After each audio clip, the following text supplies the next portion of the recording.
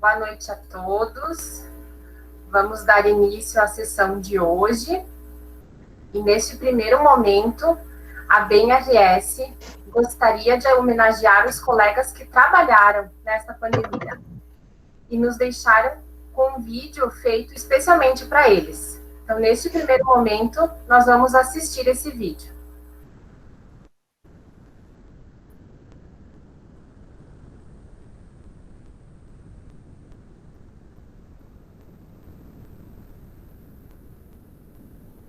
Renata, consegue compartilhar o vídeo conosco?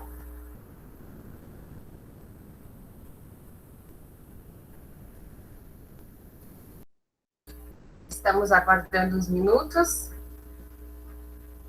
Uma homenagem merecida aos nossos colegas da profissão no momento de pandemia. Esse vídeo foi feito em homenagem às pessoas que, durante esses 2 anos, atenderam pessoas.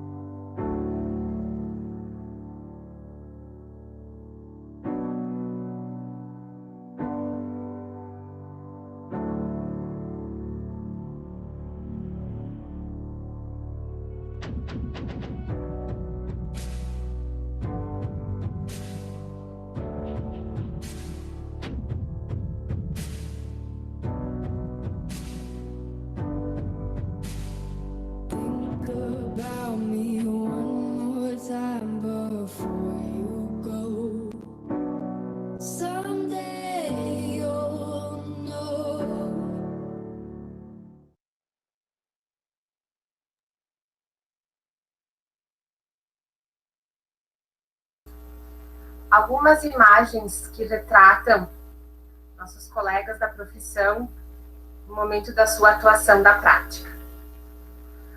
Boa noite a todos.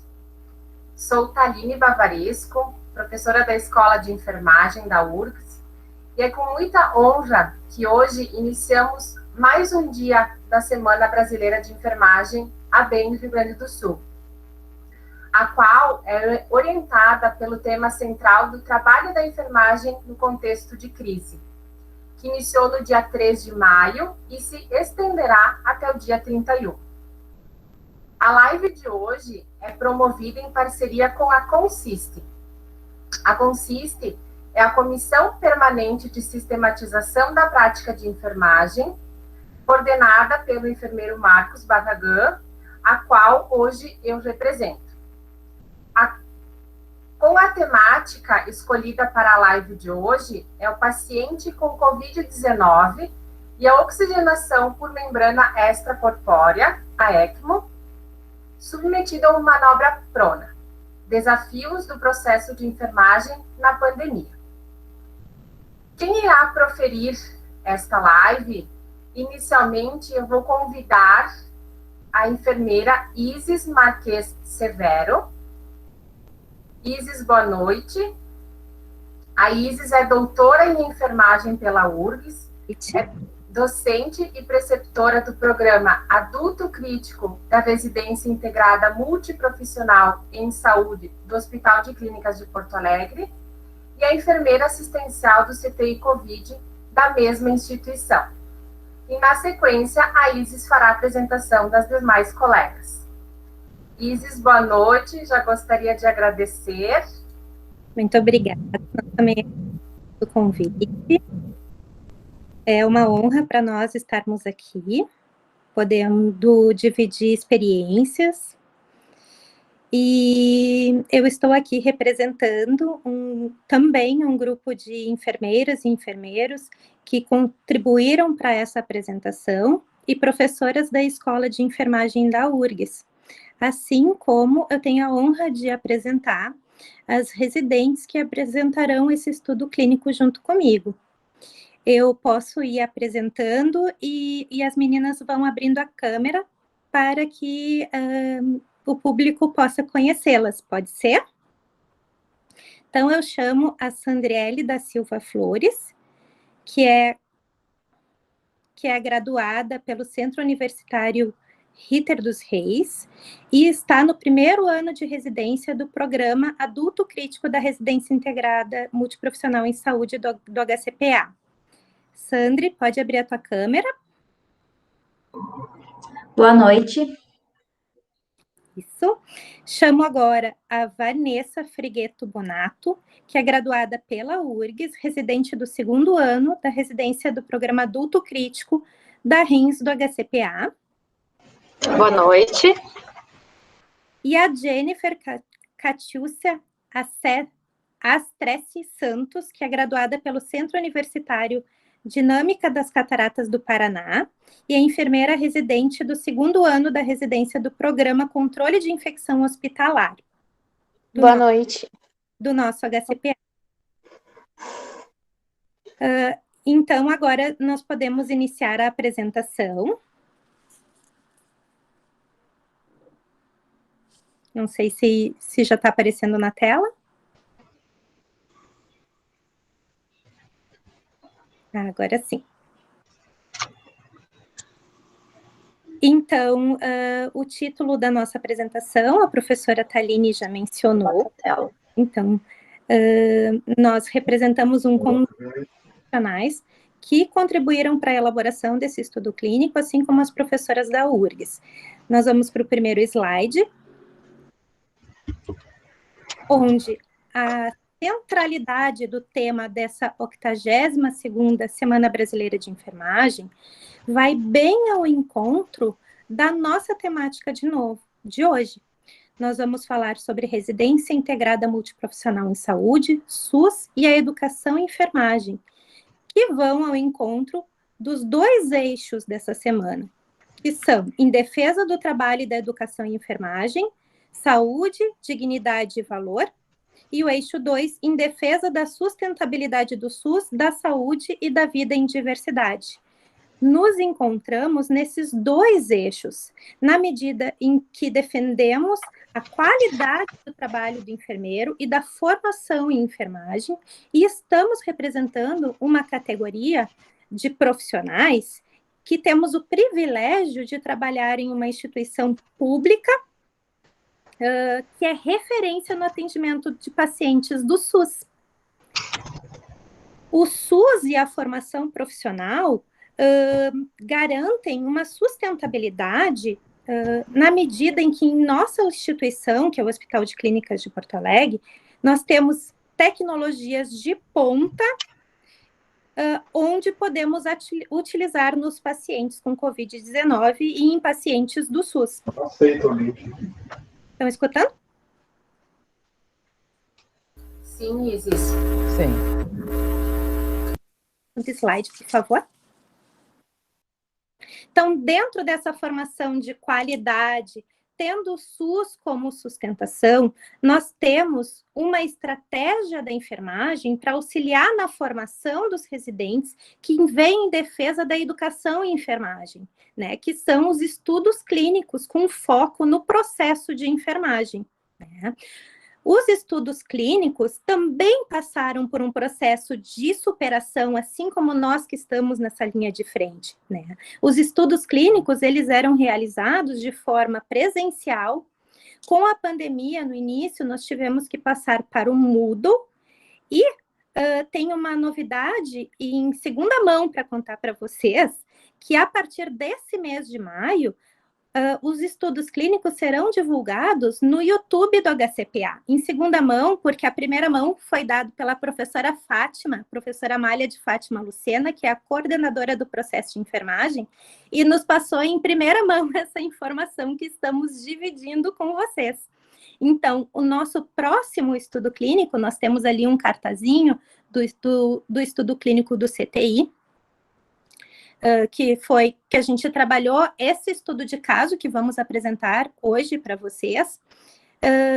O próximo estudo clínico vai ser dia 27 de maio, às 14h30, e tem como tema processo de enfermagem e avanços recentes para a pesquisa clínica de medicamentos. Então, assim, é um tema também interessantíssimo. Então, estamos divulgando para que vocês possam participar, né? E assim como nós contribuir para a construção do conhecimento dentro do processo de enfermagem, né?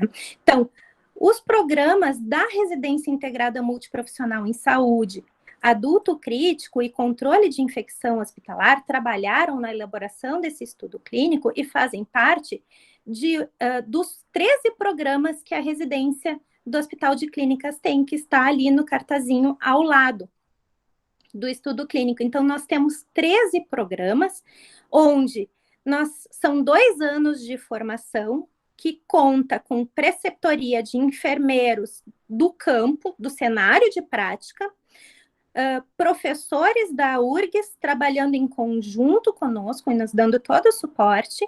Então, é uma formação diferenciada, voltada para o SUS. Tá?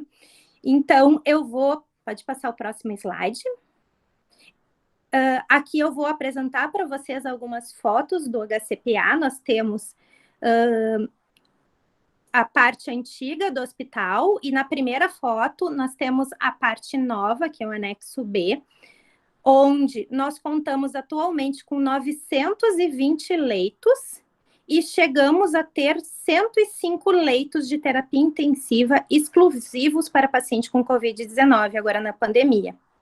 O HCPA é uma instituição pública e universitária, integrante da rede de hospitais universitários no Ministério da Educação e vinculada academicamente à URGS, o que faz todo o diferencial. Nós atuamos desde 1971 e é um dos principais esteios de assistência pública à saúde da população gaúcha.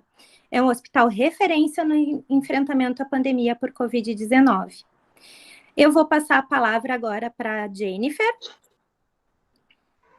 no próximo slide, onde ela vai dar continuidade, explicando para vocês um pouco do cenário de prática, que é o controle de infecção hospitalar, que converge com diversas áreas do hospital, e depois, na sequência, a Sandriele e a Vanessa vão falar dos cenários de prática do adulto crítico, que são o Centro de Terapia Intensiva do HCPA e a emergência do Hospital de Clínicas. Passo a palavra para vocês, meninas. Então, agora nós vamos apresentar os serviços que participaram do estudo clínico. Eu, como residente, estou inserida na Comissão de Controle de Infecção Hospitalar, que é um órgão executivo vinculado à vice-presidência médica, onde atuam profissionais multiprofissionais, como enfermeiros, médicos, farmacêuticos e assistentes sociais, de forma integrada no hospital e de forma sistematizada, onde atuam em todas as unidades clínicas, cirúrgicas e UTIs do hospital, com foco na vigilância epidemiológica de infecções relacionadas à saúde, na avaliação de indicadores de infecção, ações de prevenção com atividades educativas em saúde e ações de controle, objetivando a redução das infecções relacionadas à saúde. Aqui eu trouxe algumas atividades realizadas pela CCH durante a pandemia. Então, ela realizou a elaboração e apresentação da norma técnica do Covid-19, as diretrizes de EPIs que estão dispostas na intranet do HCPA, que tem o hot site coronavírus, a sistematização do uso de EPIs. Então, aqui ao lado tem um cartaz que é utilizado aqui no hospital. Ele é da paramentação e desparamentação, que é para o atendimento de pacientes suspeitos e confirmados de COVID, e a análise dos indicadores do processo de EPIs.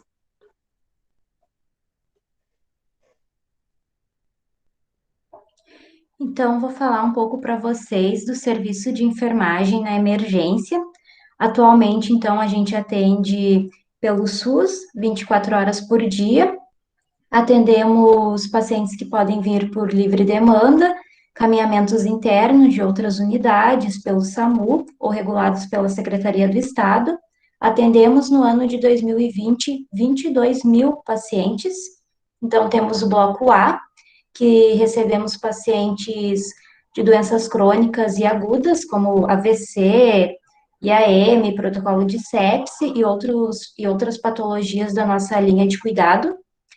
E recentemente, na pandemia, abriu o bloco B, devido à demanda crescente aí de pacientes que tivemos, né?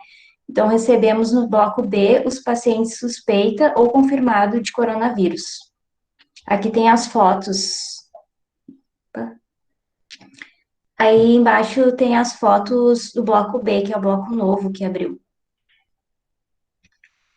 Então, somando o bloco A mais o bloco B, temos 103 leitos disponíveis, sendo 67 cadastrados. Então, antes da pandemia, éramos uma equipe de 114 técnicos e 59 enfermeiros, e agora somos uma equipe de 158 técnicos e 68 enfermeiros, distribuídos de todos os turnos.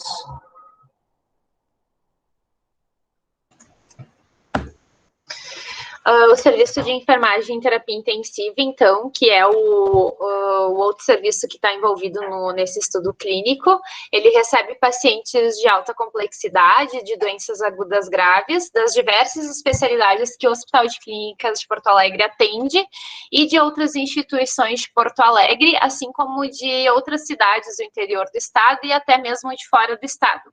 Presta atendimento direto aos pacientes em situação de hemodiálise, transplantes de fígado, pulmões, rins e pâncreas, que são as referências aqui do hospital.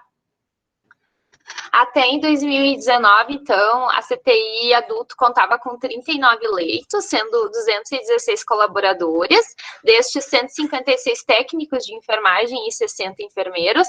Com o advento, então, da pandemia por Covid-19, esses números praticamente triplicaram. Tivemos 126 leitos, com 628 colaboradores, entre técnicos e enfermeiras, sendo que desses 126 leitos, 95 leitos foram para o enfrentamento à pandemia por Covid-19. Em relação especificamente ao Covid-19, foi um total de 1.001 internações no ano de 2020 na UTI. Destes pacientes, 77,5% necessitaram, então, de ventilação mecânica. Em relação à manobra prona, essa muito realizada agora na pandemia, né, foram 706 manobras pronas, totalizando 1.412 manobras entre supina e prona. E pacientes em suporte ECMO, foram 21 pacientes COVID em suporte ECMO no ano de 2020. Em relação a esses números, a gente ainda não tem os números atuais das manobras pronas em 2021, mas a gente sabe que até esse momento do mês de maio, a gente já está se aproximando ao total de manobras realizadas em 2020. Então, a apresentação do nosso caso era um paciente do sexo masculino, de 53 anos, que teve início dos sintomas gripais no dia 2 de julho de 2020. Ele interna, então, 6 dias após, na emergência de um hospital no interior do Rio Grande do Sul, desenvolve pneumonia grave por SARS-CoV-2, juntamente, então, com a síndrome do desconforto respiratório agudo SARA, necessita de ventilação mecânica, é pronado, e devido à piora do quadro, sem resposta às manobras iniciais, ele necessitou de suporte por meio da oxigenação por membrana extracorpórea, a ECMO, que a gente tem uma figura demonstrativa aqui embaixo, sendo canulado ainda no hospital de origem no dia 17 de julho, ou seja, 15 dias após o início de sintomas. Esse paciente, então, ele é transferido para o HCPA por o HCPA ser um hospital de referência para esse tipo de terapia. No momento da chegada, no rastreamento da admissão, esse paciente foi identificado ser portador de bactéria multiresistente e, em ECMO, ele foi submetido à manobra prona em 3 momentos no HCPA. Dando continuidade à anamnese, o paciente era de cor branca, divorciado, profissional da área da saúde, com ensino superior completo, com naturalidade do Rio Grande do Sul, de religião católica, com motivo de internação no Hospital de Clínicas para a continuidade do tratamento por ECMO, e o paciente conhecia o seu estado de saúde e doença. Doenças prévias e medicações, então o paciente era portador de hipotireoidismo, fazia uso de levotiroxina 125 mg uma vez ao dia, de hipertensão arterial sistêmica e fazia uso de hidrocortiazida 25 mg uma vez ao dia, e tinha obesidade grau 2 com IMC de 35. Em relação à regulação neurológica, esse paciente na chegada estava sedado, estava curarizado. A gente tem ouvido muito esse termo agora durante a pandemia, né? A curarização, que é a utilização de bloqueadores neuromusculares, que são drogas que interrompem a transmissão neuromuscular, causando então uma paralisia dos músculos e, consequentemente, bloqueiam a resposta ao estímulo doloroso. A curarização ela é extremamente importante para esses pacientes que estão em SARA pelo COVID, porque a curarização facilita, né, a ventilação mecânica para podendo utilizar parâmetros mais altos para auxiliar na expansão pulmonar, mas o ônus da utilização dos bloqueadores neuromusculares é que não é possível observar comportamentos e reações à dor, por exemplo. Então, a gente precisa garantir níveis de sedações adequados de forma contínua para esse paciente. E uma das formas de realizar isso à beira-leito é através do índice bispectral. Esse índice, ele é gerado com a utilização desse aparelho que aparece na foto ao lado, que é o que a gente pode chamar também de BIS. O BIS, através desses eletrodos que são colocados na região frontotemporal do paciente, ele lê a atividade neurológica do paciente e nos dá um valor que corresponde à avaliação clínica do paciente. Quanto maior o valor do BIS, quer dizer que mais atividade elétrica cerebral esse paciente tem, então mais acordado ele está, menos sedado. Quanto menor o valor, né, do BIS, menos atividade elétrica esse paciente tem, quer dizer que mais sedado ele está. Esse índice, então, ele varia entre 0 a 100 Hz, sendo que o valor ideal é que fique entre 40 e 60. A gente não quer que esse paciente esteja demasiadamente sedado, porque isso pode ter repercussões negativas a longo prazo, mas a gente também não quer que esse paciente esteja superficializando, que ele esteja com dor e desconforto. No momento da chegada, o nosso paciente tinha um BIS de 83 Hz, as pupilas eram isomióticas e fotorreagentes, e ele não tinha um histórico de dor prévio. Esse paciente estava com uma perfusão diminuída, um enchimento capilar lentificado, as extremidades eram frias e edemaciadas, porém com pulsos simétricos e palpáveis. Ele tinha uma linha arterial na radial esquerda, que foi inserida ainda no hospital de origem, que tinha um bom refluxo e a inserção não tinha sinais flogísticos. Então, em relação ao acesso vascular, ele estava com acesso central, duplo lumen, em jugular esquerda, infundindo atracúrio a 20 ml hora, midazolam, fentanil, cetamina a 10 ml hora e heparina a 20 ml hora.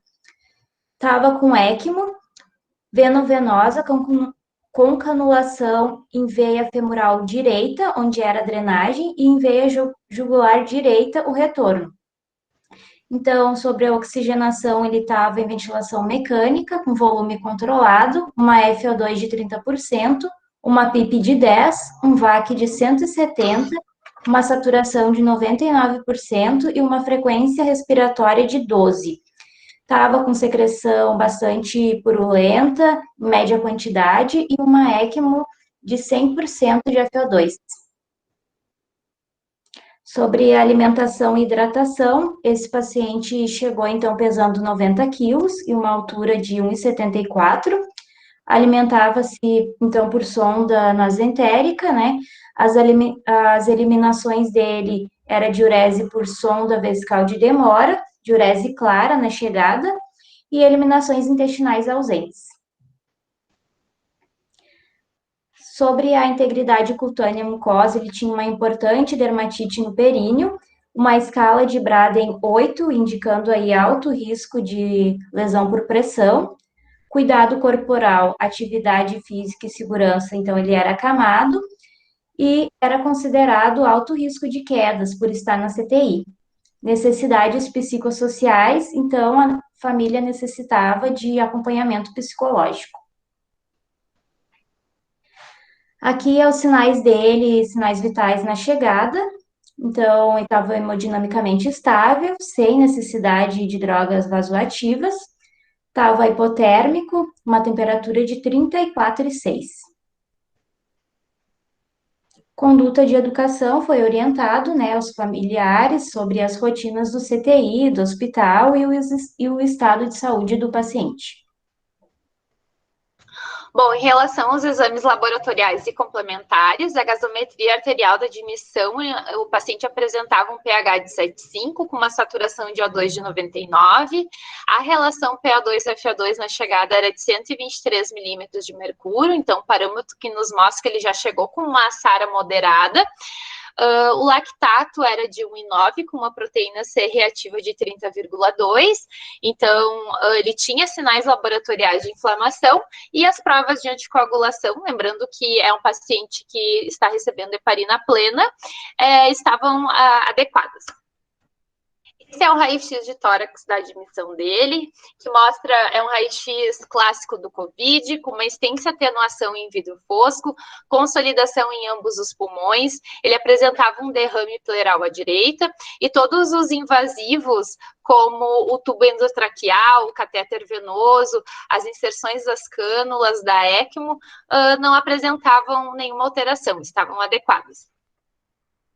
Então, a gente citou aqui durante a apresentação diversas siglas, e para embasar um pouco melhor, entender um pouquinho mais sobre esse paciente, a gente vai abordar esses 5 tópicos de forma resumida com um referencial teórico. SARS-CoV-2 é um vírus da família coronavírus responsável por ocasionar doenças respiratórias e entéricas, sendo associadas a infecções agudas e graves do trato respiratório. Dentre eles, a síndrome do desconforto respiratório agudo. Aqui eu trouxe uma tabela com um panorama do Brasil em relação ao mundo. Então, o Brasil, infelizmente, ultrapassou os 15 milhões de casos confirmados e tem mais de 400 mil casos de óbitos. O Brasil está no 3º lugar, infelizmente, no ranking de casos confirmados e de óbitos. Muito triste, só fica atrás dos Estados Unidos e da Índia. Aqui eu trouxe um panorama do Hospital de Clínicas desde o início da pandemia. Então, teve 3.935 casos confirmados, 2.900 altas e 901 óbitos. Atualmente, a taxa de ocupação dos leitos da CTI é de 82,2%. Então, como a Jennifer falou, a pior complicação pulmonar do COVID-19 é a SARA, que resumidamente é definida por uma síndrome de insuficiência respiratória com instalação aguda, que é caracterizada por um infiltrado pulmonar bilateral, compatível com edema pulmonar, uma hipoxemia grave, que é definida como uma relação PO2-FO2 menor que 200 milímetros de mercúrio, lembrando que na chegada o nosso paciente já apresentava uma relação PO2-FO2 de 123, e por uma pressão de oclusão de artéria pulmonar menor ou igual a 18 milímetros de mercúrio, com a ausência de sinais clínicos de hipertensão atrial esquerda, ou seja, esse edema pulmonar, ele não é de origem cardiogênica. A ECMO, então, ela é uma modalidade terapêutica que possibilita o suporte temporário à falência pulmonar refratária ao tratamento clínico convencional. Então, como no caso desse nosso paciente, ele foi entubado, ele foi pronado, não respondeu, então ele se tornou a modalidade terapêutica de escolha. A configuração ECMO-veno-venosa, ela é a modalidade de escolha no contexto da insuficiência respiratória com função cardíaca preservada, que é o que os nossos pacientes, a maior parte dos nossos pacientes de COVID apresenta, e nesses pacientes que têm SARA refratária ao suporte clínico convencional, a ECMO, ela é uma ou muitas vezes a única alternativa para esses pacientes. Então, a gente tem um esquema aqui do lado que explica simplificadamente como a ECMO funciona. Inicia-se, então, pela cânula de drenagem, que vai, literalmente, então, drenar o sangue do paciente, que é impulsionada pela bomba de propulsão, que vai encaminhar esse sangue que está rico em CO2, então, um sangue venoso, para o oxigenador. Didaticamente, a gente pode falar que o oxigenador, ele é como se fosse o pulmão, faz a função do pulmão, ele vai realizar as trocas gasosas, então devolvendo através da cânula de retorno, né, um sangue rico em O2, que vai voltar normalmente pela jugular direita. Então, a cânula de drenagem, em geral, é pela femoral direita e a de retorno pela jugular direita, que era o caso do nosso paciente também. Então, sempre tem também existe um questionamento de quais pacientes se enquadram para receber esse suporte da ECMO, né? As indicações a gente já apresentou antes, mas pensando nisso, então, o grupo da ECMO aqui do hospital, no final do ano passado, publicou essa carta ao editor para falar um pouquinho sobre os dados preliminares e contar sobre a experiência que o grupo teve até o momento, né, com as ECMOs nos pacientes COVID. Eles destacam nesse artigo que a avaliação do indivíduo, ela é uma decisão de uma equipe especializada, que é uma decisão muito individualizada para cada caso do paciente e que sempre tem que levar em consideração alguns fatores de contraindicação, como, por exemplo, uma idade maior que 65 anos, comorbidades significativas, obesidade mórbida e uma ventilação mecânica mais 7 dias, que normalmente, né, são pacientes que já têm uma deterioração pulmonar quase irreversível, que não vão se beneficiar dessa terapia. O paciente do estudo estava internado em outra instituição. Veio para o HCPA e internou direto na CTI. Como rotina de chegada na CTI, foram coletados suaves de rastreamento de carbapenemase, VRE e Acinetobacter. Essa solicitação e a coleta, quem realiza é o enfermeiro. Aqui embaixo tem uma imagem de como fica a solicitação no sistema do GHUSE. Quando sai o resultado, vem em suave anal Acinetobacter resistente a carbapenêmico. Então, esse paciente possui uma bactéria multiresistente e precisa ficar em isolamento de contato. Então, as bactérias são micro-organismos presentes no corpo humano. Estão presentes na pele, na boca, no nariz. Normalmente, essas bactérias nos trazem proteção contra micro-organismos patógenos. Também nos auxiliam na absorção de nutrientes, na produção de vitaminas. O que acontece com os pacientes que ficam internados, eles acabam utilizando diversos medicamentos. E esses medicamentos podem transformar essas bactérias em multiresistentes, o que delimita muito o tratamento desse paciente. No caso do paciente do nosso estudo, ele tinha uma bactéria multiresistente, mas estava na forma de colonização. A colonização é quando esse paciente tem a bactéria, mas ela não está causando nenhum sinal ou sintoma de infecção. Mesmo assim, esse paciente deve ficar em isolamento, porque ele pode transmitir essa bactéria para outros pacientes e para profissionais. No caso do paciente, ele estava em isolamento, em leito de CTI, então ele estava num box individual, e antes de entrar no box, tem essa placa identificando que o paciente tem micro-organismo multiresistente. Então, os profissionais, antes de entrar em contato, devem tomar algumas medidas de precaução, como higiene de mãos, uso de avental de contato e uso de luvas.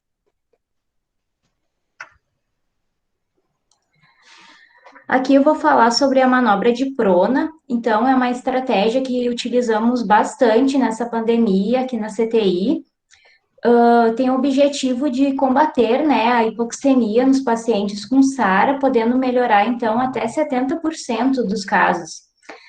Quando utilizamos essa manobra de prona, tem mecanismos que agem para melhorar a oxigenação. Então, temos recrutamento das regiões com atelectasias, diminuição da lesão inflamatória pulmonar, uma vez que esse paciente fica em posição de prona. As áreas que estão inflamadas e não conseguem realizar as trocas gasosas, agora serão melhores vascularizadas. Assim, a gente tem uma estabilização melhor dos alvéolos, principalmente os alvéolos dorsais, uma melhora da drenagem postural, uma redistribuição do peso dos órgãos sobre o pulmão. Então, antes, o peso do coração, do abdômen que ficava em cima do pulmão, agora na manobra de prona não tem. Então, logo o pulmão consegue se expandir melhor. Aqui a gente tem um artigo recente, uma revisão sistemática que fala sobre a manobra de prona nos pacientes com COVID-19. Então, aqui no gráfico mostra, né, os principais benefícios, que é a redução da hipoxemia, a redução da mortalidade, melhora na perfusão pulmonar e outros vários benefícios aí que tem um desfecho melhor para o paciente. Temos também as complicações, né? A manobra de prona é um procedimento bastante complexo, que precisa de profissionais treinados. As principais complicações que pode acontecer nessa manobra é a lesão por pressão, extubação acidental, é importante, né? Sempre revisar ali a fixação do tubo, das traqueias, instabilidade hemodinâmica, atentar ali para os sinais vitais, sempre antes de realizar a manobra, e outras complicações aí que a gente tem que estar atento para prevenir, né, na hora da manobra. Então, só para relembrar o caso, o paciente era um paciente do sexo masculino, 53 anos, veio de um hospital do interior aqui para o nosso hospital HCPA, tinha uma pneumonia grave por Covid-19, que evoluiu para SARA, e acabou necessitando de ECMO, né, ainda canuado no hospital de origem, lembrando, então, que a oxigenação é uma necessidade humana básica, e logo quando esse paciente não consegue realizar mesmo, a gente tem que entrar com intervenções. Além disso tudo, ele era portador de bactéria multiresistente e foi pronado em ECMO 3 vezes.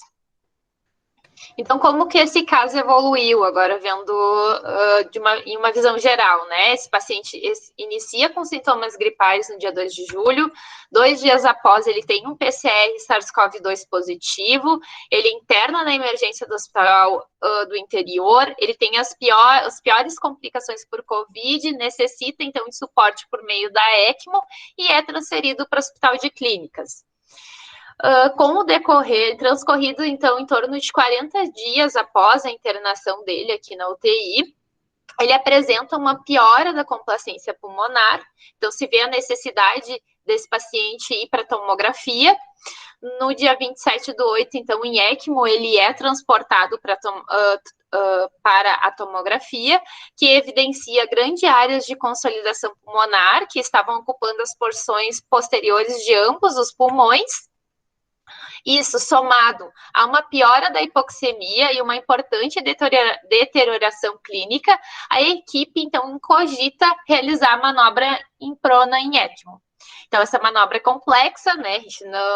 A equipe começa a conversar sobre essa possibilidade. No outro dia, então, ele apresenta uma relação PO2-FO2 de 65 milímetros de mercúrio, então a pior relação desde a chegada dele, e na tentativa de recrutar as áreas pulmonares anteriores, uma vez que as porções posteriores já estavam completamente danificadas e consolidadas, o paciente ele é submetido à manobra prona ao meio-dia do dia 28. A manobra prona em ECMO, ela era inédita para a equipe aqui do Hospital de Clínicas, assim como inédita no Brasil. Então, todos os pacientes que são pronados no Hospital de Clínicas, eles são essa prona, tanto pronado quanto supinado, essas manobras são guiadas através do checklist da prona ou da supina segura. Esse checklist foi desenvolvido e validado pelo grupo de prona aqui do hospital. Ele é dividido em 3 momentos: o pré-manobra, a execução da manobra e o pós-manobra. Esse checklist proporciona, então, que a prona seja realizada de forma segura, garantindo que todas as etapas sejam contempladas de forma sistemática. Quem realiza o checklist é qualquer profissional da equipe que seja treinado, e quando ele está aplicando o checklist, é ele que está no comando da manobra. Especificamente para a manobra prona em ECMO, normalmente numa manobra prona de um paciente que não está nesse suporte, envolve 6 a 7 pessoas. Para essa manobra, no momento da execução da manobra, então, foram necessários 10 profissionais envolvidos, sendo 2 médicos na cabeceira do paciente, 3 integrantes da equipe multiprofissional de cada lado, nesse caso foram 3 enfermeiras, 2 fisioterapeutas e um técnico de enfermagem, uma enfermeira que ficou na leitura do checklist e um perfusionista, que é o profissional responsável pelo console da ECMO e pela cânula de drenagem. A gente viu, então, que um dia antes do paciente ser pronado, então a equipe começou a construir isso junto, porque era uma manobra diferente das que a equipe estava acostumada, então precisou de um tempo para ser planejada, para ser realizada de forma segura, para que todos os aspectos fossem levados em consideração, os aspectos de risco, né? Um dos aspectos que se conversou muito era sobre a cânula de drenagem desse paciente que estava na femoral, de que forma ela deveria ser organizada, e aí foi decidido que ela ficaria dentro do envelope junto com o paciente. E agora, quando a gente vê o vídeo que a gente vai mostrar, a gente vai conseguir ter uma ideia melhor de como essa manobra ela acontece. Então, a gente vai mostrar agora rapidamente aqui um vídeo que saiu nas mídias sobre a manobra prona em ECMO aqui do hospital. Vocês estão enxergando? Tá? Aqui, a pessoa já realizou o checklist, então é sobre o momento da manobra prona em si.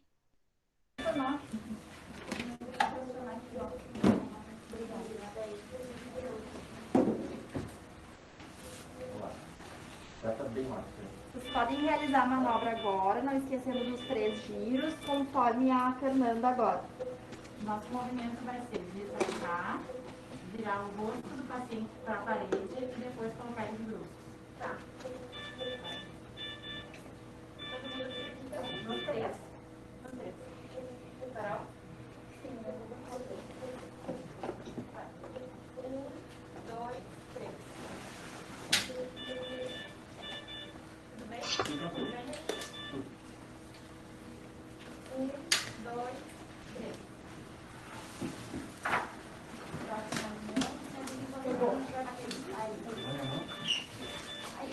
Aqui pegou? Peguei. Todo mundo firme? Foi, Lucas? Ok? Tudo aqui. Não, não tem nada ali em cima. É, porque eu Tudo bem. Tudo bem, William? Tudo certo.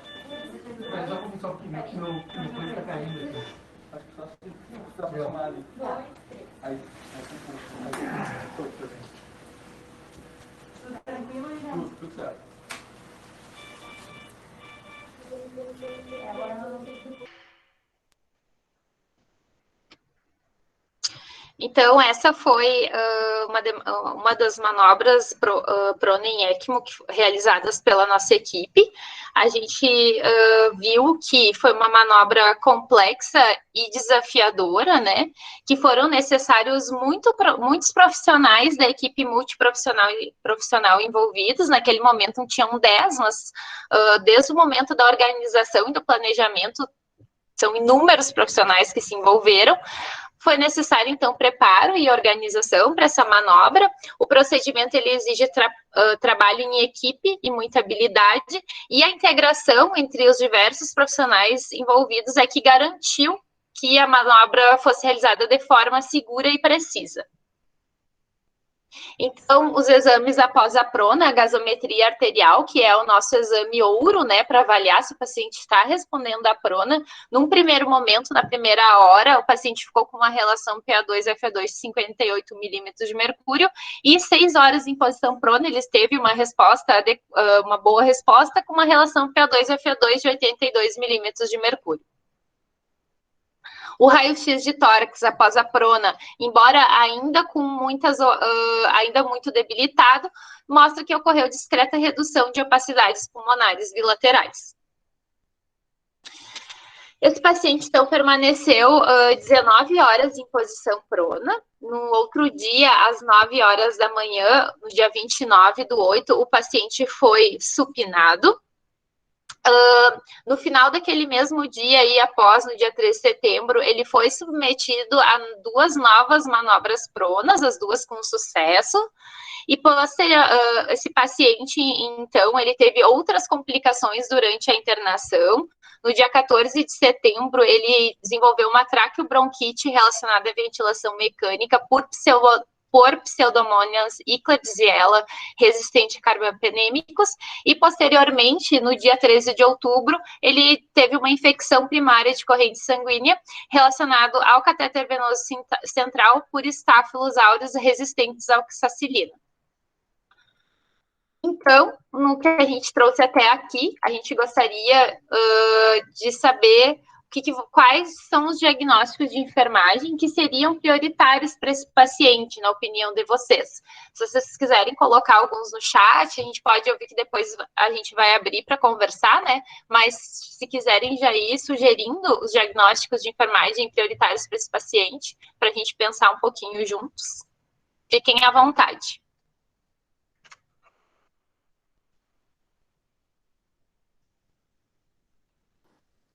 Podem escrever ali no chat, pessoal, para a gente tornar a nossa live mais interativa.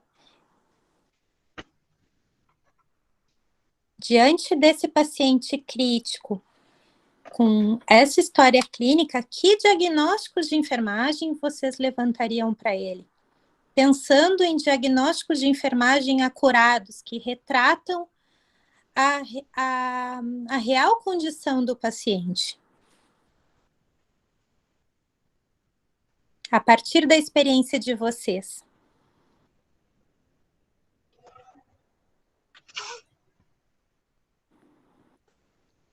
Risco de infecção, risco de lesão de pele, ventilação espontânea prejudicada,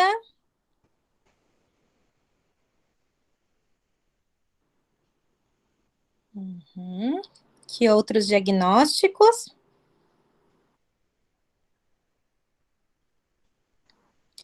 Troca gasosa prejudicada, risco de choque. E o Marcos deu o spoiler, síndrome do equilíbrio fisiológico prejudicado. Bom, acho que todos esses diagnósticos, né, poderiam ser aplicados aqui para esse paciente. Ele é um paciente que com diversas necessidades, né? Então, especificamente para esse paciente, foram elencados o risco de sangramento relacionado a efeitos adversos da terapia. O paciente em ECMO, ele é o paciente que fica utilizando, né, fica anticoagulado durante todo o tratamento. E o diagnóstico síndrome do equilíbrio fisiológico prejudicado relacionado à suspeita ou confirmação de Covid-19. Esse segundo, então, é o diagnóstico que a gente vai conversar um pouquinho mais hoje aqui nesse estudo clínico. Para quem é do HCPA e está nas áreas Covid, já está mais familiarizado, né, com esse diagnóstico, porque ele está inserido no nosso sistema de HUSE, como a gente pode ver na imagem. Lembrando que um diagnóstico de síndrome, ele é um julgamento clínico, que é relativo a um determinado agrupamento de diagnósticos de enfermagem que ocorrem juntos, sendo muito melhores tratados por meio de intervenções similares. Então, por que utilizar um diagnóstico de síndrome, né? Aqui agora, com a participação aqui de vocês, a gente viu que vários diagnósticos seriam acurados para esse paciente, né?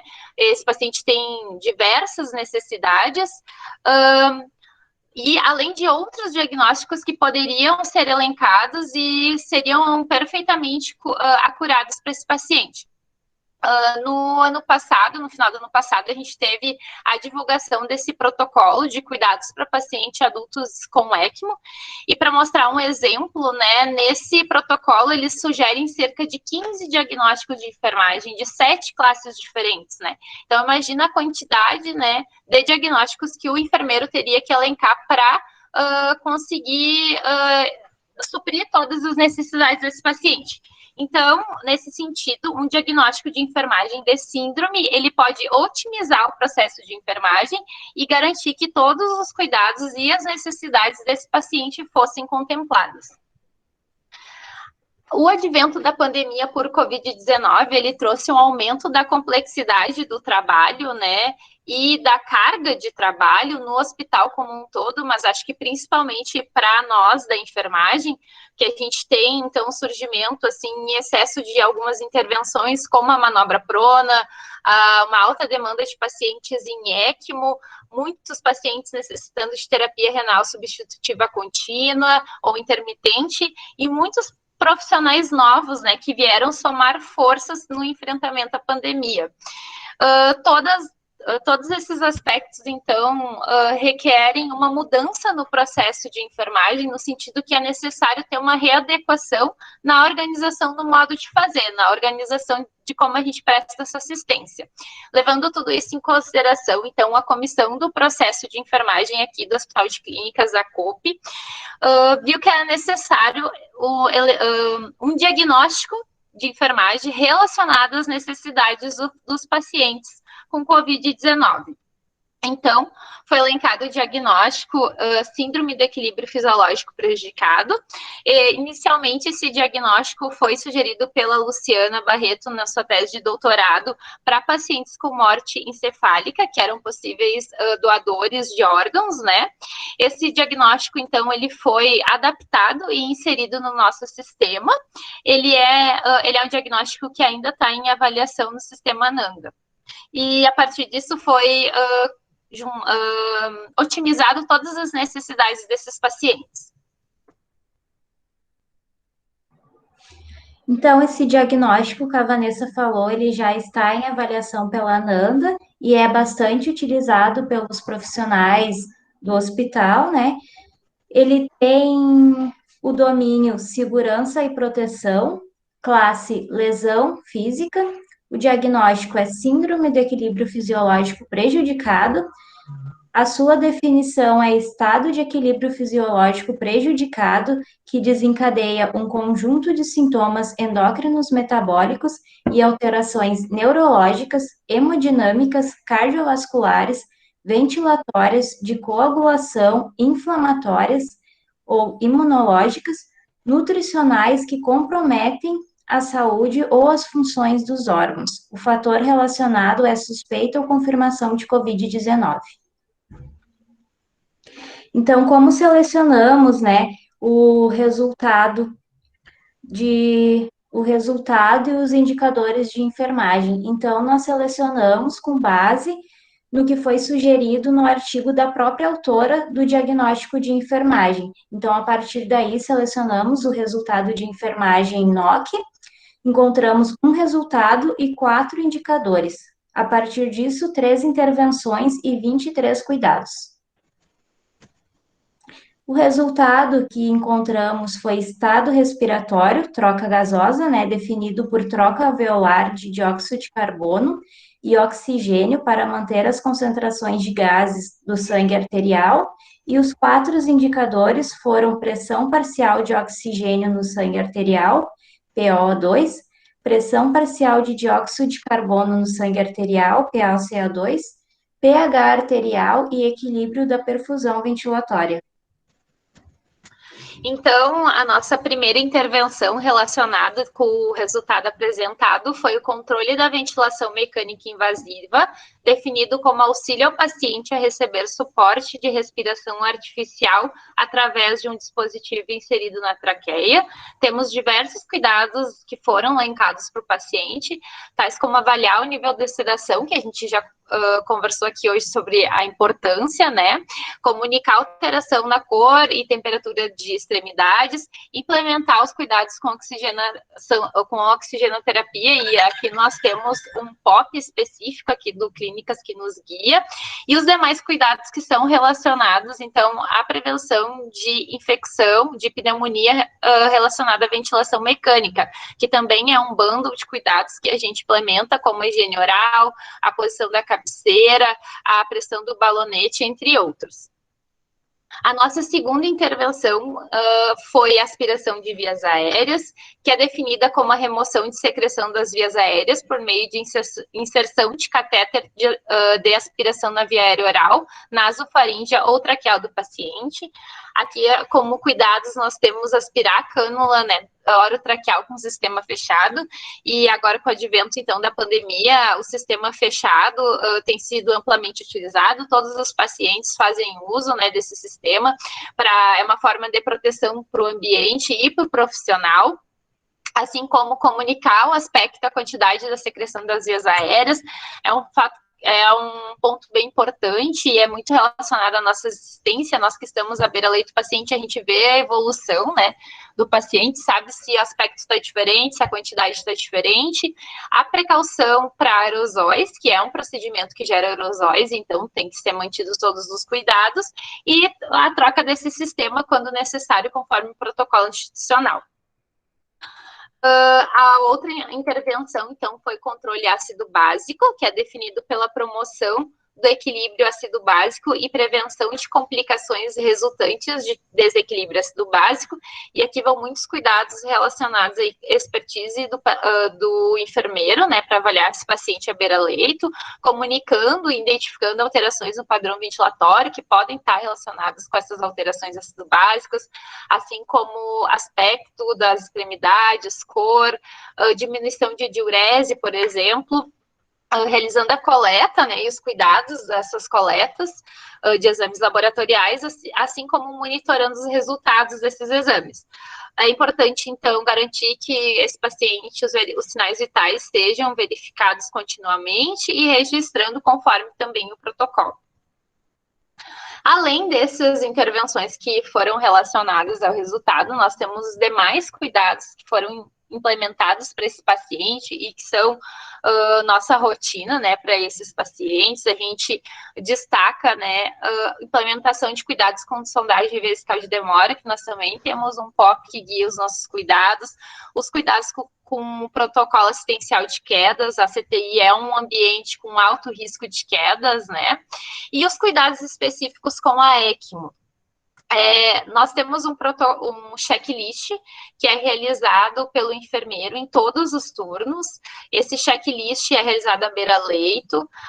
Ele contempla, então, inspeção do sítio das inserções da ECMO, monitorar e registrar o fluxo de sangue, as rotações por minuto, as linhas, então, a bomba centrífuga, a membrana oxigenadora, realizar, então, controle de TCA, beira-leito, então, o enfermeiro que faz esse controle, né, e implementando os cuidados com anticoagulação plena, além de verificar se todo o material de urgência está disponível na beira do box desse paciente. Esses cuidados também estão inseridos dentro de GHUs e entram na prescrição de enfermagem.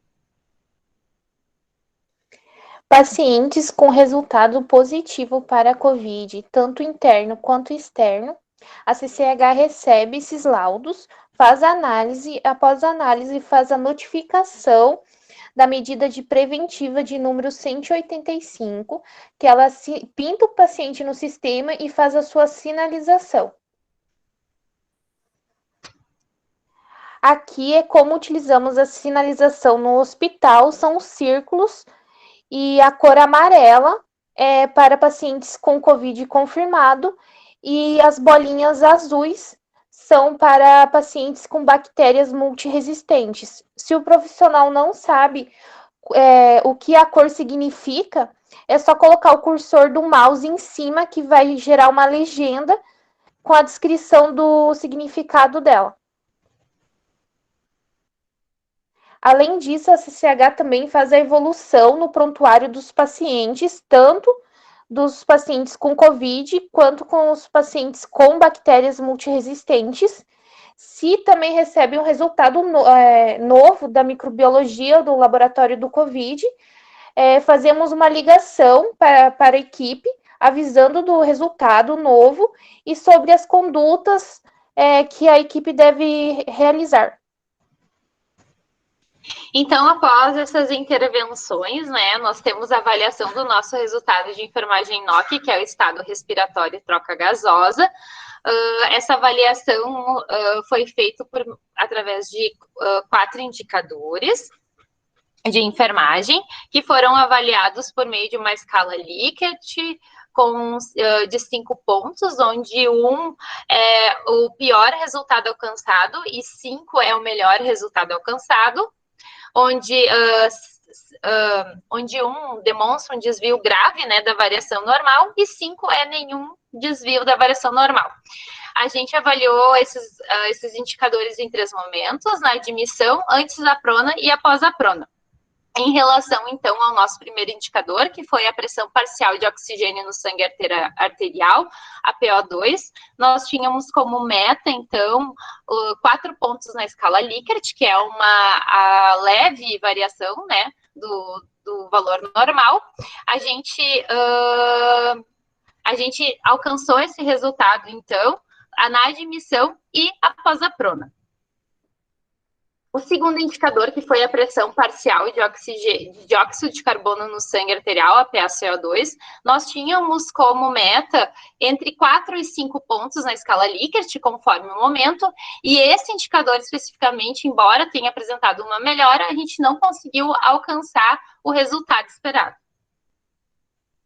O nosso terceiro indicador, que é o pH arterial, nós tínhamos como meta, então, 5 pontos na escala Likert, e aqui, antes e após a prona, nós conseguimos alcançar o resultado esperado. E o nosso último indicador, que é o equilíbrio da perfusão ventilatória, que a gente avaliou através da relação PO2-FO2, nós tínhamos como meta 4 pontos na escala Likert, e embora o paciente tenha apresentado uma melhora da relação PO2-FO2 após a prona, a gente não conseguiu alcançar o resultado esperado. O paciente permaneceu por 95 dias internados na UTI do HCPA, 90 dias em suporte em ECMO, passou por 2 transportes em ECMO e 3 manobras pronas. Esse paciente teve todo o suporte possível da atualidade, mas infelizmente ele foi a óbito no dia 20/10/2020. Apesar do desfecho do óbito que não queremos, ele nos deixou diversos ensinamentos, como a manobra prona inédita realizada com sucesso, a articulação da equipe multiprofissional, a relação de confiança entre a equipe, aprimoramento do protocolo de cuidados no transporte em ECMO e assistência de enfermagem integral, humanizada e de qualidade. Queremos agradecer a oportunidade e o convite da ABEM e da Consiste do Rio Grande do Sul. Para nós é um privilégio mostrar um pouco do nosso trabalho assistencial e das nossas atividades realizadas na residência. A pandemia não está sendo fácil e nos trouxe diversos desafios, mas ela está sendo rica em ensinamentos e em aprendizagem para nós que somos profissionais que estamos em formação. Quero deixar um agradecimento a toda a equipe e os profissionais que nos auxiliaram na construção desse estudo clínico. Aqui são algumas das referências que a gente utilizou. E muito obrigada.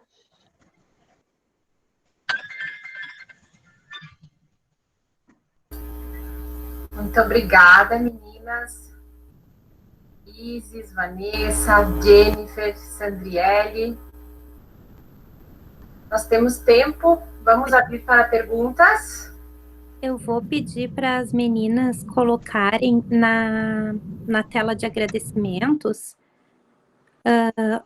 e também na de referências bibliográficas, caso alguém tenha interesse. Aqui, então, estão os agradecimentos que as meninas falaram, destacando o grupo da ECMO e o grupo da Prona, do Hospital de Clínicas, e além dos colegas que auxiliaram, como as meninas falaram, e no último slide, as referências dessa apresentação, para quem quiser consultar alguma referência, vamos deixar aberto aqui, né? Inclusive, o protocolo da Prona, que está publicado na revista de terapia intensiva. Agora eu não consigo enxergar bem ali a referência completa. É RBTI. Uhum. RBTI, né? Isso. Então, para quem tiver interesse e poder buscar o artigo completo.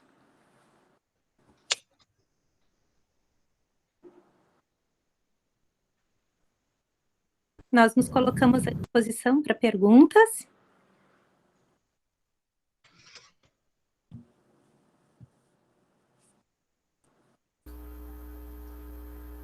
é um conhecimento compartilhado, né? Uma prática de excelência e demonstra o papel da enfermagem dentro desta equipe e o quão complexo é o cuidado de um paciente com Covid-19 nesse momento da pandemia. Eu convido os participantes a refletirem, a comentarem, aproveitarem esse momento tão importante.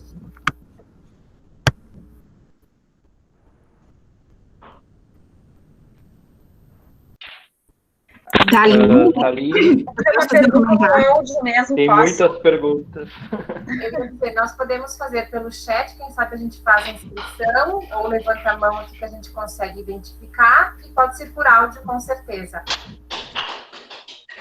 Como eu já abri o meu áudio, então eu vou fazer o primeiro comentário, né? Iniciar agradecendo a toda a equipe da terapia intensiva, do controle de infecção do hospital, em especial a Isis, né, que acompanhou bem de perto, não só o estudo clínico, mas todas, eu diria, ou quase todas as manobras de prona e ECMO do CTI, porque a Isis está sempre na linha de frente, né, na assistência e também no ensino. E eu queria perguntar para a Vanessa, que é a residente da terapia intensiva, né, R2, já com um pouco mais de experiência, né, que ela relatasse um pouco para nós se ela já participou de uma pronação, né, e como foi esse momento e que aprendizados ela teve durante essa manobra tão complexa na terapia intensiva de um paciente que exige, além de toda a tecnologia e aparatos para manutenção da vida, também o uso de vocês de muitos EPIs, o que dificulta muito o trabalho. Então, eu queria que a Vanessa, como uma residente, pudesse dar o testemunho dela. Obrigada, professora, então, pela oportunidade novamente. Eu acho que esse paciente em específico, né, foi a minha primeira manobra em prona, foi com esse paciente, foi o primeiro paciente que eu vi em ECMO, e a minha primeira manobra foi com ele, quando no ano passado eu subi para o CTI. Eu acho que foi extremamente desafiador, assim, para a equipe, mas eu acho que o grande diferencial que fez com que as coisas acontecessem de uma forma segura e tranquila dentro do possível foi o alinhamento da equipe e o preparo, né? Todos os profissionais passam por treinamento para a manobra prona, claro que em ECMO era uma novidade para todo mundo, então... por vezes a gente se pergunta, quando a gente está participando de uma intervenção tão complexa, né, como essa, assim, a gente se questiona muito, assim, sobre se a gente está, muitas vezes, preparado para enfrentar e participar desse momento, mas eu acho que como foi preparada com todos os profissionais envolvidos, com calma, eu acho que eu me senti segura, né, para participar desse momento, e eu acho que... envolveu todos os funcionários, toda a equipe, enfim, e foi uma experiência bem rica, assim. Depois disso a gente começou, e a gente prona quase todos os dias, então as demais ficaram, digamos, até mais simples, né, mas sempre dá um friozinho na barriga, né, professora, de participar disso, de ver esse paciente pronado. O paciente ECMO requer um olhar, né, intenso já, então ele pronado muito mais ainda, mas acho que é uma experiência única, né, eu tenho bastante ciência disso, assim, que para minha formação, a pandemia, como a Jennifer falou no final, ela traz algumas limitações para a gente, traz alguns desafios, a gente teve que encarar o cenário bem diferenciado, bem complexo, né, mas é um crescimento profissional único também. Obrigada, Vanessa. Prof. Isabel? Boa noite, colegas. Eu coloquei ali no chat, assim, do orgulho que eu tenho, né, desse time do Clínicas, mas eu queria reiterar o orgulho que eu fiquei dos residentes, né. Então, da Isis, que está aí também, mas, enfim, assim, eu vi a propriedade com que eles colocaram, né, fizeram sua fala aqui. Eu gostaria de reiterar, assim, o quanto a residência, né, multiprofissional do HCPA tem colaborado, né, e tem promovido os profissionais para ser o que são aí que a gente está vendo, né, então fiquei muito, muito, muito orgulhosa desse time, sabe, e quando eu vi o filme do paciente pronando, chegou a me dar uma dor nas costas só de olhar, então, assim, muito orgulho mesmo, né, do pessoal que está de frente aí com esse vírus, né, que está levando muitos, né, brasileiros, enfim, e é uma dor imensa. Obrigada e parabéns. Marcos? Olá, pessoal, boa noite, tudo bom?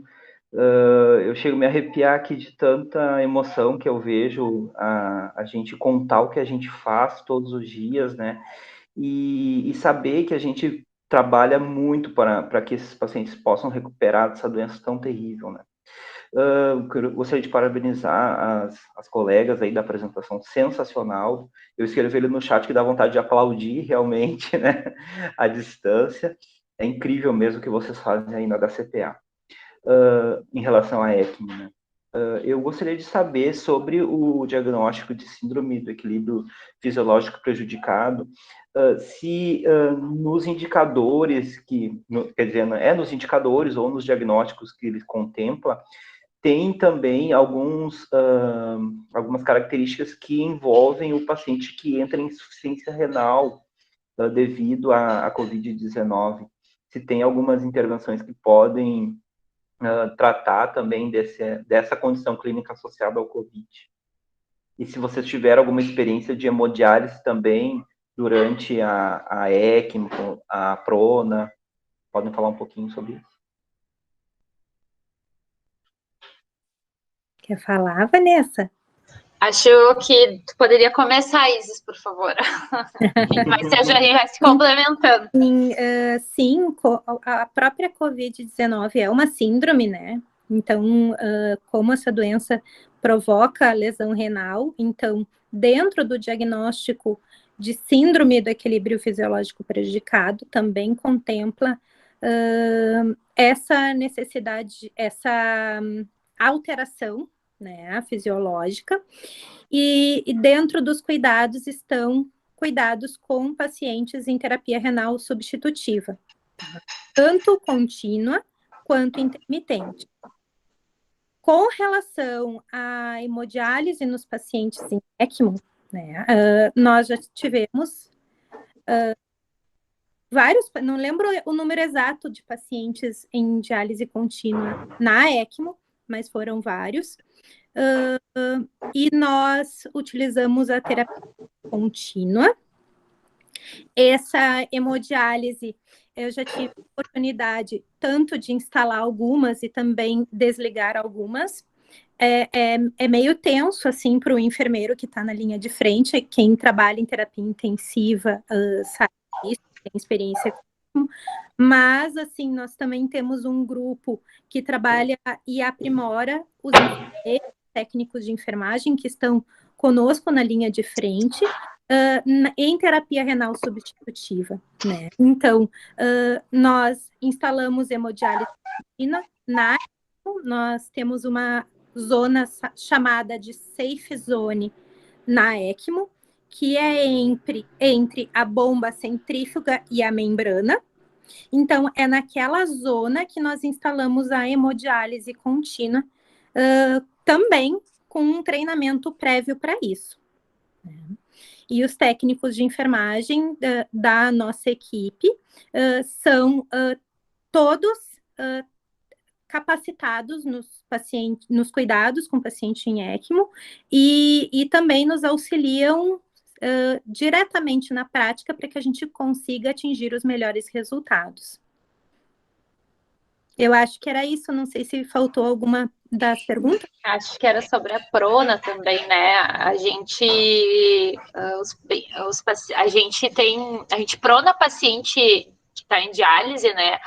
Durante a realização da manobra a diálise é pausada, né, e aí após o paciente em prona, então a diálise volta. Então, o paciente em posição prona, né, paciente pronado, mantém a terapia, porque muitos ficam, a maioria, né, 20 horas, então é importante que logo após o paciente é pronado, a terapia ela seja religada, né. Então, sim, acontece com bastante frequência. E no paciente que, não paciente em ECMO, tá? Mas paciente pronado, assim como a Vanessa disse, a gente faz todos os dias, né? Hoje, na nossa unidade, que tem 10 leitos, e é a unidade que é referência nos pacientes em ECMO com Covid-19, nós temos 3 pacientes em ECMO de forma simultânea, tá?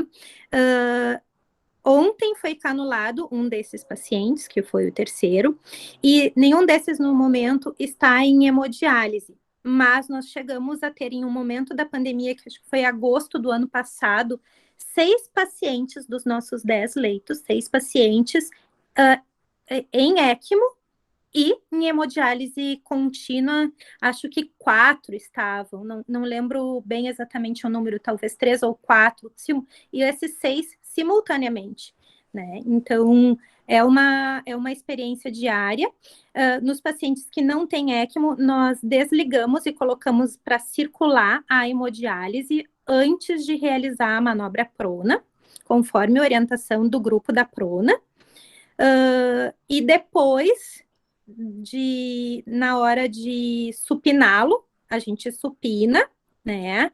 E depois do resultado da primeira gaso, se avalia se vai se reiniciar a hemodiálise imediatamente ou se o paciente vai ser pronado novamente antes de... Desculpa, se vai ser iniciada a hemodiálise ou não, tá? Ou ligada a hemodiálise com o paciente pronado, vamos dizer assim. Muito obrigado. Bem esclarecedor, Isis. Parabéns. Nesta mesma linha, meninas, tem uma pergunta da Natiele.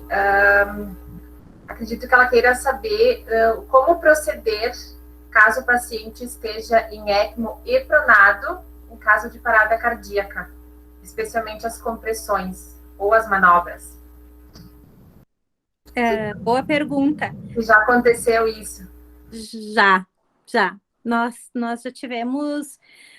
que eu me lembre agora mais frequentemente, 2 pacientes que tiveram PCR e estavam em ECMO. A pergunta no ECMO?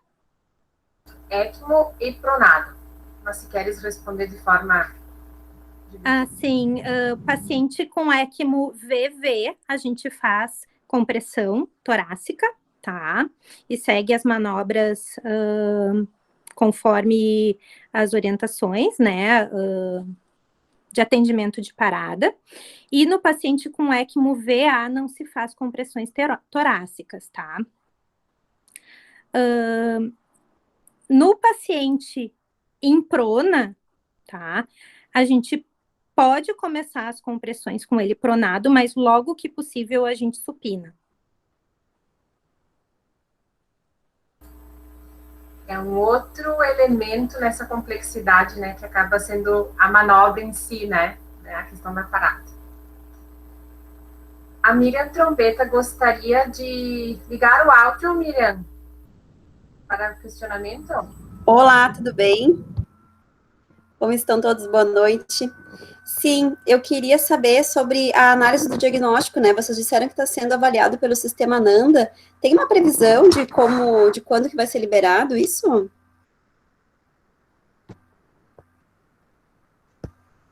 Professora Fátima, de repente poderia nos ajudar nessa resposta? Oi, pessoal. Talvez a professora Miriam tenha mais detalhes. Verdade. Né? Ela também, acho que está aqui na sala. Miriam, tu estás aí ainda? Porque a Miriam que orientou a Luciana, né, na tese de doutorado. E para vocês entenderem um pouco, assim, por que a gente trouxe esse diagnóstico para a prática clínica também? quando começou o pico da pandemia e muitos pacientes muito graves e com essas características de síndrome, né, nós que utilizamos a prescrição de enfermagem bastante detalhada e com base nos diagnósticos, começamos a ter muita dificuldade de prescrever com tantos cliques no nosso sistema informatizado, porque eles tinham muitos diagnósticos, né? Diagnósticos da área respiratória, diagnósticos da área de perfusão, diagnóstico de risco de sangramento, as questões ligadas à perfusão renal também, enfim, né, desse quadro grave que vocês conhecem. E aí nós já vínhamos fazendo alguns estudos também de uma rede de pesquisa nacional, da qual eu e Miriam fazemos parte. Nós publicamos um artigo na Revista Brasileira de Enfermagem, onde a gente descrevia já esses vários diagnósticos que são possíveis num paciente grave de COVID. E a gente foi se dando conta de que isso caracterizava uma síndrome, também em termos de diagnóstico de enfermagem. E aí nós tínhamos, então, esse estudo da Luciana.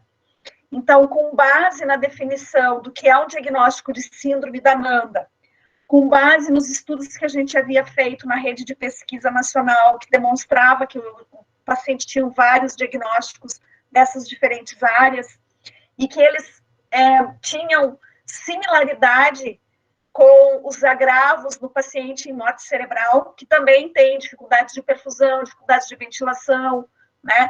Que então a COVID-19 ela era um fator relacionado e que nós poderíamos fazer uma adaptação desse diagnóstico para utilizar então na UTI, o que facilitaria muito a prescrição, porque ao levantar esse diagnóstico, o enfermeiro não precisava estar levantando os outros diagnósticos, isso economizava tempo, que é precioso nos dias de hoje, porque a gente teve que receber muitas pessoas de fora também, do HCPA, que não dominavam esse conhecimento da aplicação do processo de enfermagem como nós fazemos, e que tornava o trabalho ainda mais difícil, né?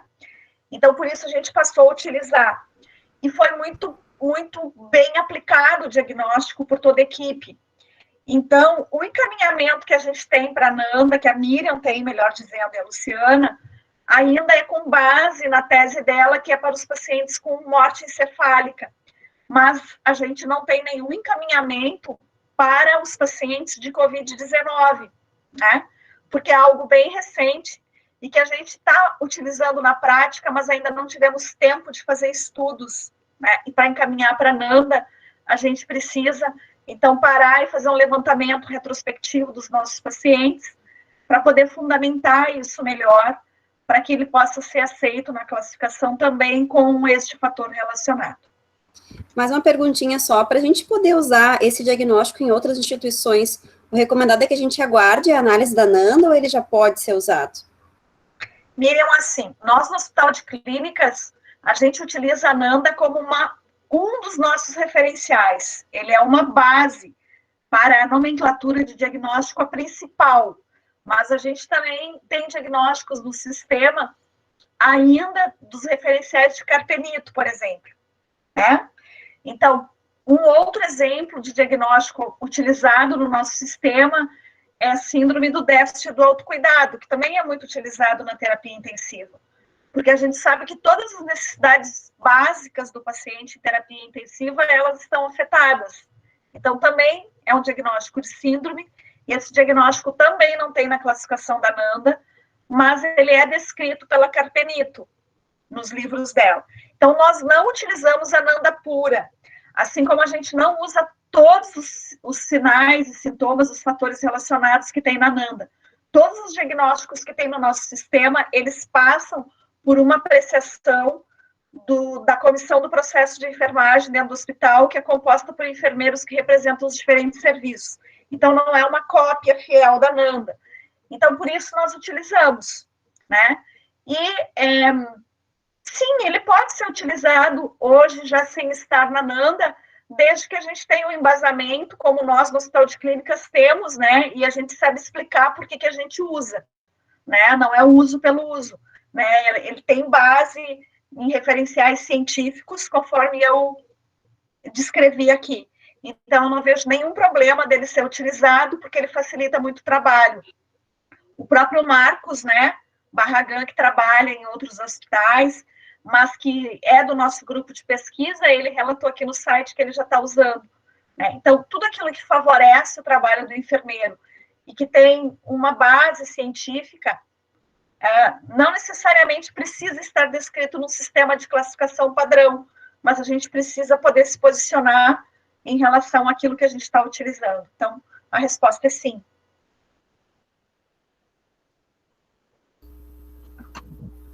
Muito obrigada. Em função do horário, eu só vou resgatar uma pergunta que estava no chat, que é da Giovana, de forma bem breve, que as meninas possam descrever qual foi o maior desafio neste caso.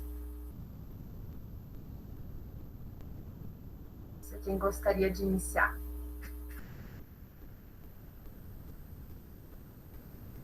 Pode falar, Vanessa? Não posso falar. Eu acho, bom, esse paciente ficou 95 dias, né, internado com a gente ali. Então, acho que, como a gente mostrou no estudo, ele teve várias complicações, né, e a Jennifer mostrou muito bem ali as necessidades para além da UTI, né, os fatores de complicação que ele teve além do Covid, né. E eu acho que um dos maiores desafios para esse paciente foi também a relação com a equipe, né, porque é um paciente que ficou muito tempo conosco, então ele quase virou um membro da nossa equipe, né, e existia muita dedicação, assim, em todo o cuidado que era prestado, como para todos os pacientes, mas um paciente que permanece por tanto tempo assim, e a gente começa a criar um afeto, um vínculo com aquele paciente, foi feito muito investimento, né, no paciente. Então, acho que um dos maiores desafios foi esse. A gente apresentou que ele era um profissional da área da saúde, então a gente não tem como não se projetar e pensar que poderia ser qualquer um de nós, ou um dos nossos colegas, ou um dos nossos familiares. Eu acho que a pandemia traz muito para isso para a gente, além dos desafios assistenciais, né, que a gente está tentando buscar aqui com diagnóstico que abranja todos os cuidados e mantém uma assistência de qualidade, né, mesmo em meio a tudo isso, a gente tem a parte emocional também, que na minha opinião é um dos maiores desafios, assim, e ainda bem que a gente tem uma equipe excepcional do nosso lado, assim, que fazem com que os dias sejam, né, que a gente consiga passar todos os dias, assim. Mas eu acho que é isso, não sei se as gurias querem colocar mais alguma coisa em relação a esse paciente. Para mim, eu sou do controle de infecção, então nós não acabamos atendendo pacientes diretamente, né? Mas, assim, no caso, o meu desafio foi me inserir no diagnóstico de enfermagem, porque a gente acaba não realizando, e é uma coisa super assim, para quem não pratica diariamente, eu tive muita dificuldade, mas eu acho que o estudo clínico, com essa participação que eu fiz junto com a residência e os profissionais da CTI, me proporcionou eu sair da minha zona de conforto, que a pandemia tem muito disso, né? Tirar a gente da zona de conforto, e me proporcionou muito conhecimento, e eu agradeço essa oportunidade, porque eu aprendi muito, tanto sobre ECMO, sobre prona, muita coisa, e assim eu vejo como que o trabalho em conjunto, né, o controle de infecção junto com a equipe da CTI faz a diferença no paciente. Então, o paciente teve diversas infecções, né, relacionadas a bactérias multiresistentes, e não sei se levou ao óbito, mas ajudou, né, no desfecho do paciente, porque ele já estava grave. Eu acho que foi mais uma complicação que ele teve, mais algumas, né.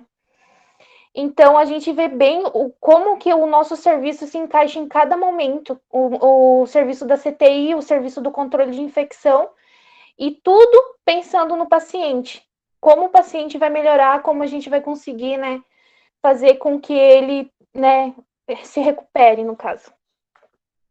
Acho que a gente percebe que não é só a unidade que a gente está, né? A gente, por exemplo, no produto crítico transita entre emergência e CTI, essas áreas se conversam muito, mas a gente vê que é um cuidado amplo, que inicia lá de onde ele estava, que inicia na atenção básica. Então, eu acho que o estudo do processo de enfermagem faz com que a gente tenha uma visão do todo, assim. Acho que é muito rico, assim, bem interessante. Poderíamos ficar mais tempo conversando, né, sobre uma temática tão rica. Em nome da Consiste AGS e da BEM AGS, eu agradeço carinhosamente as palestrantes de hoje, Isis, a Sandriele, Vanessa e Jennifer, né, as quais representam uma equipe de excelência do Hospital de Clínicas de Porto Alegre e demonstraram nas suas falas e na sua apresentação a importância desse trabalho em equipe.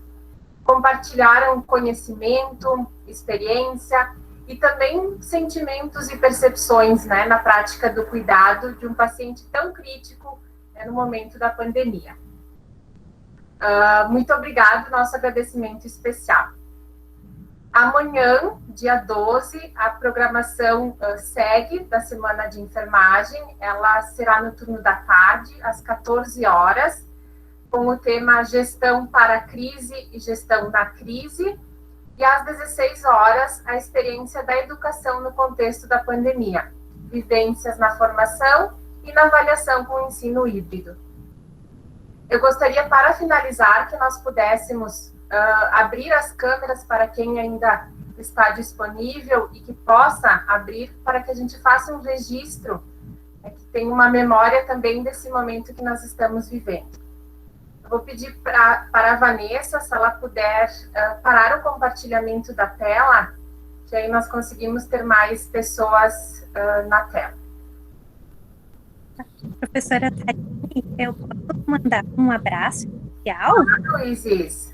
Eu gostaria, então, de mandar um abraço especial para os profissionais que trabalham no CTI, na emergência e no controle de infecção, a todos que estão na linha de frente e a todos que ficaram até esse momento compartilhando conosco experiências aqui nessa apresentação. Nossos sinceros agradecimentos. E deixamos no final da apresentação também nossos e-mails para outras dúvidas que tiverem, que possam nos mandar e-mail, que nós estaremos respondendo e enviando o material conforme solicitarem. E eu tenho muito orgulho das residentes, assim como sei que minhas colegas preceptoras também. Orgulho de formar profissionais tão qualificadas quanto elas, né? E que dividem conosco o trabalho todos os dias e que nos dão cada vez mais orgulho.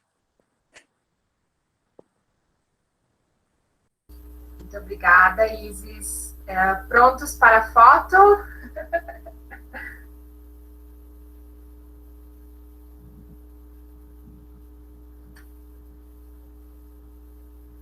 Mais uma. Muito bem. A todos, tenham uma boa noite. Obrigado pela participação e continuem prestigiando a Semana de Enfermagem.